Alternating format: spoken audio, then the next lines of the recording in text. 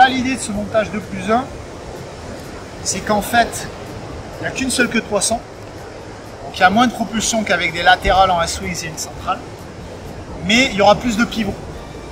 Donc la propulsion va être moins significative, mais il y en aura quand même.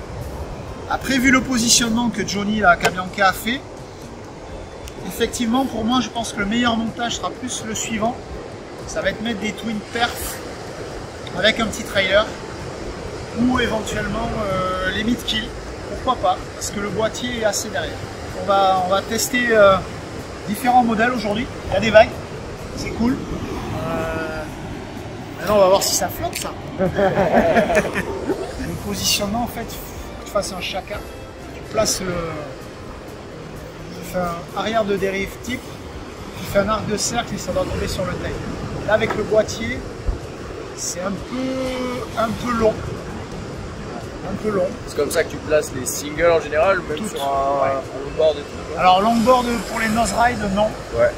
Un peu plus derrière, parce que tu cherches vraiment la stabilité. Ouais. Mais effectivement, le positionnement des S-Wings, il est toujours sur les boîtiers US, toujours plus en avant qu'un positionnement normal. Okay. Même une dérive normale, tu fais ce principe. En arrière de la dérive, pointe de la dérive, tu fais un arc de cercle, si tu tombes sur le tail, 95% du temps, tu es sur une bonne position. Okay. Donc, autre option, c'est de surfer des dérives qui sont un peu performances, qui sont des Pro 440, donc 4 inch 40. Aujourd'hui, il y a des vagues. Je pars plutôt sur le medium flex parce que je fais 80 kg. Les mecs plus légers comme vous, les gars, ça va plutôt être les vertes qui sont ici sur la borne. Quand on a une US box, on peut tout à fait mettre donc les S-Wings latérales, appendices plus ou moins longs. Donc 440, c'est vraiment pour tourner court. Les 500 vont être plus longs, donc vont propulser plus, mais ça va être en surf plus, en trajectoire tout en rondeur. Sur les US box, on a cette centrale 430 step, la C430 step. Il y a un petit décrochage ici qui permet en fait, quand vous placez la dérive dans le boîtier, d'aller reculer à l'arrière du boîtier. Et du coup, si on compare, d'avoir un équilibre de positionnement avec un thruster classique. Donc là, c'est un poil trop devant à mes yeux. Donc là, je partirai plus voilà, sur un positionnement ici intermédiaire, mais qui me permet d'avoir une centrale plus conséquente et tout en gardant des dérives latérales pas trop grandes. Donc ça, c'est l'option plus performance. Le mec qui veut vraiment du drive, parce que la centrale plus grande va donner en fait beaucoup de contrôle, de transition dans le rail, de tenue de trajectoire. Et plus la centrale est rigide et grande, plus ça va inhiber l'effet propulsif des dérives latérales. Plus on va partir sur une centrale petite, c'est pour ça que généralement mes centrales qui vont avec des S-Wings sont toujours plus petites qu'une centrale classique. Ce qui permet aux gars, lorsqu'ils surfent, si tu veux, de pouvoir jouer avec une centrale plus grande. Le jour où c'est plus gros, il peut très bien mettre une centrale plus grande et gagner du drive et du contrôle. Et les jours où c'est micro, mettre une toute petite, un tout petit trailer qui va lui donner beaucoup de capacité de jeu. Ok. Donc ça, c'est l'option Twin plus trailer. Twin 520. Donc un appendice de 5 inch 20. Construction assez stiff, red carbone avec le carbone, nervosité. Petit trailer qui équivaut, alors bon ça c'est pas quelque chose qu'on a à la gamme, qui équivaut à notre trailer 240, c'est exactement la même taille, un peu moins profilé celle-là peut-être. Donc là l'appendice est assez long, donc c'est une dérive qui va beaucoup propulser, beaucoup renvoyer, mais du coup qui va nécessiter un peu des longues trajectoires. Dès qu'il va falloir faire des trajectoires plus courtes, moi j'aurais tendance à partir plus sur les prochaines, les nouvelles 470, donc appendice plus court. Ces 470, elles vont exister pour l'instant en deux constructions. Donc, des violettes G10 très rigides. J'aurais tendance à surfer sur les riffs. Et elles vont exister aussi en volade. Donc construction beaucoup plus flex que je surferai moi plutôt à 80 kg dans des beach breaks. Donc sur des riffs qui envoient du bois violette et sur les beach breaks ou sur les vagues un peu molles, c'est Zénith mais pas aujourd'hui, plutôt les vertes. Donc ça, a priori sans avoir testé la board, pour moi c'est le bon montage. Maintenant il y a une autre option aussi qui peut être fun, peut-être pas aujourd'hui, ça va être l'option des mid-kill.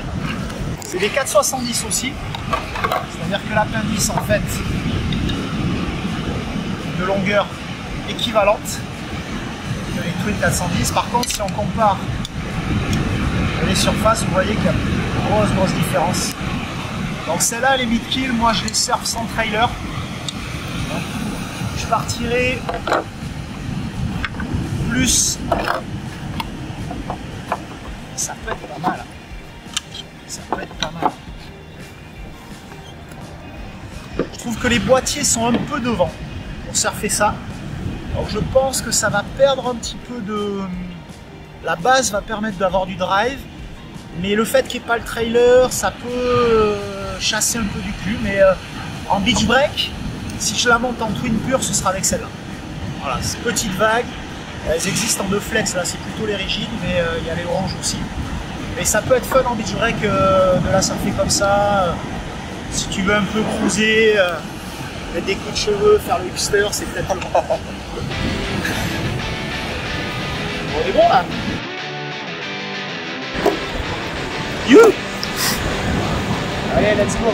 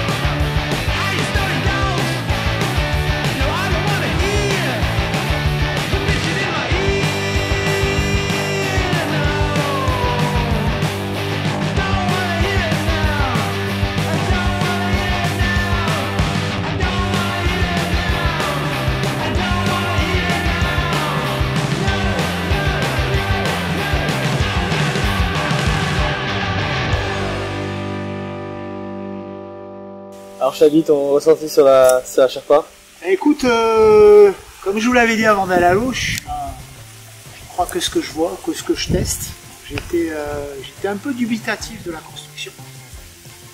Le côté construction alvéolaire sur toute la planche, moi qui suis vraiment sur des pains de mousse avec une seule latte en bois au milieu, qui est attentif non seulement au flex des dérives, mais aussi au flex à la torsion des planches, j'étais un peu craintif sur le fait que ça pouvait être trop rigide, que ça pouvait être moins vivant qu'une planche en PU, que ça serait moins harmonieux au niveau du torsion-restitution.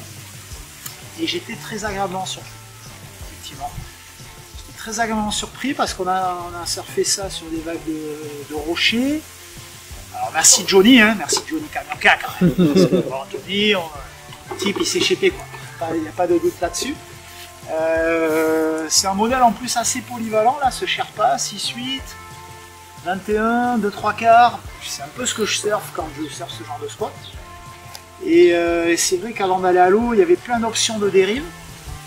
Et au final, celle qui m'inspirait le plus, c'est celle que j'ai gardée, je suis pas sorti de l'eau. Je m'avais dit que si je sortais au bout de 10, c'était pas possible, donc je suis sorti au bout de 2 heures. Donc ça veut dire pas mal de choses. Au niveau du coup de mon ressenti au début de la session, les vagues étaient un peu avec des bumps, un peu avec des mouvements de haut marée haute.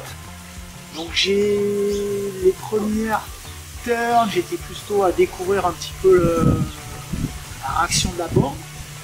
J'avais peur d'avoir des dérives un peu trop rigides, J'ai le même modèle qui va sortir en volane plus flex.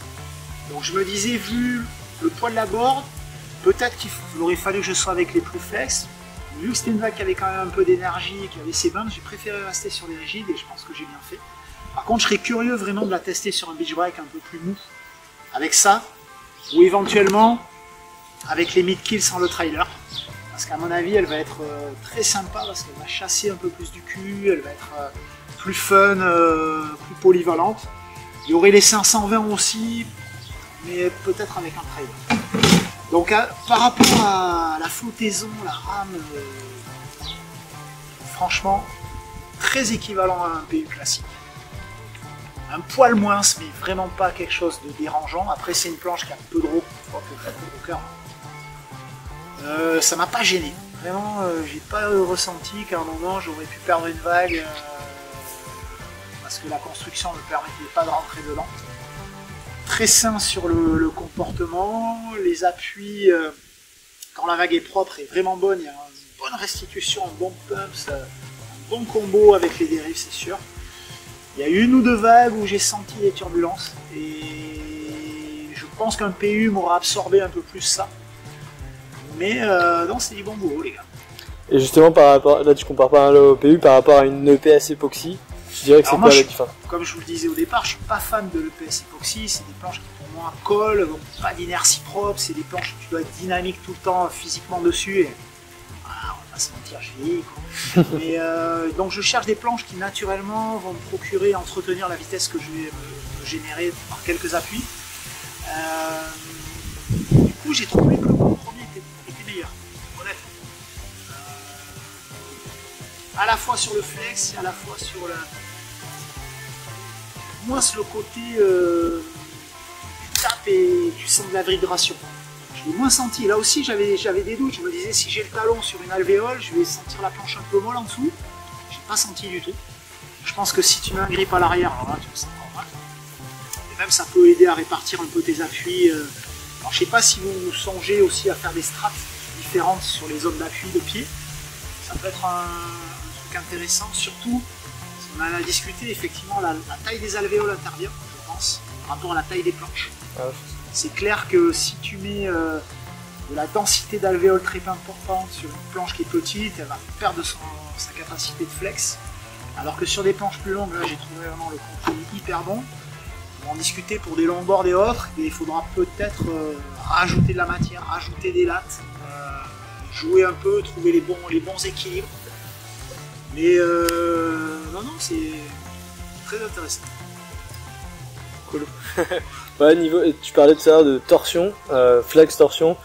Ça, ouais, comment tu le qualifierais en termes de ressenti? À propos de la planche? Ouais. Alors, moi je suis pas un... J'ai tendance à, comme je te le disais, à aimer des planches qui ont une inertie propre. J'ai tendance à faire strater solide mes boards. Plusieurs raisons, parce que j'aime bien les vagues puissantes. J'aime pas les casser. Pas casser beaucoup d'ailleurs, heureusement. Et puis j'aime que les planches elles durent. J'ai une planche que j'aime, j'ai pas envie au bout de 2 mois d'avoir des enfoncements partout. Donc jusqu'à présent, quand j'allais chercher des planches à flex, c'était des planches en époxy, mais qui nécessitaient vraiment de faire des efforts dynamiques tout le temps, d'être hyper tonique dessus. Et j'aime pas ça au final. Alors, je suis capable de 3 fois, étant plus jeune, sur des compètes, j'en ai surfé, mais je trouve que ça sécurise moins. Et là, du coup, non, le flex, il était... il absorbait, il restituait. J'ai eu 2-3 turns quand la marée est descendue, où la vague était un peu plus creuse, où j'ai vraiment senti pour une 6-8 qu'elle avait de la tonicité et du répondant. Voilà, il y a eu une fois où j'ai eu, mais je pense que le rocker m'a pas permis de redescendre. J'ai planté, j'ai senti une petite turbulence, mais pas autant. Enfin, j'ai pas été perturbé en tout cas par la construction. Non, ça c'est sûr. Voilà. Alors maintenant, à moi de poser les questions. Vous avez testé les dérives, toi, viens. Tester ce que board. Donc alors, explique-moi ce que tu as ressenti. Donc la DFK de Cavianca, c'est une planche qu'on fabrique, que j'ai déjà pas mal surfé avec des dérives pour le coup tout à fait classiques. Et c'est une planche qui est un tout petit peu surlitrée pour moi, mais aujourd'hui ça m'a pas trop gêné dans les vagues un peu plus massives qu'on a eues. Et pour le coup, je pense que les dérives m'ont aidé à, malgré la taille des vagues et la vitesse que je prenais dès le take-off, à pas trop sortir de mes trajectoires, à garder un peu plus de drive. Et ça, je l'ai vraiment senti. Et dès que j'ai commencé à prendre un peu plus confiance et à appuyer, elles m'ont redonné beaucoup plus de relance. Tu l'as vu à un moment, j'en ai payé les frais sur un cutback. Mais sur les suivants. Il se croyait en Bretagne Nord sur une vague molle, alors il a tout balancé et il a fait boomerang. Et voilà. Et pour le coup, l'effet était. Se voyait vraiment beaucoup, se sentait vraiment beaucoup. Et je l'ai. Mais déstabilisant du coup ou, sur le premier, comme c'est quelque chose que, comme je te dis, une planche que j'ai déjà surfé, et puis c'est la première fois que je testais les springs. Donc sur le premier, vraiment une bonne surprise quoi, mais j'ai pas le niveau encore de garder cet équilibre à ce moment-là. Mais une fois que je l'ai assimilé, sur les vagues d'après, j'ai eu des bien meilleurs cutbacks où j'ai pu me permettre d'appuyer un peu plus. Et j'avais une relance, une reprise de vitesse sur le deuxième turn qui était beaucoup plus stable.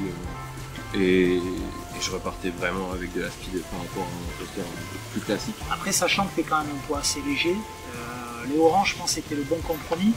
Ce qu'on me disait, c'est sûr que si tu dois aller sur un beach break un peu plus mou, il faudrait basculer sur les vertes qui sont plus flex. Mais je crois que vous gardez toutes. Comme moi, je garde la board, vous gardez les dérives. Quoi. On fait comme ça. On fait comme ça. On fait comme ça.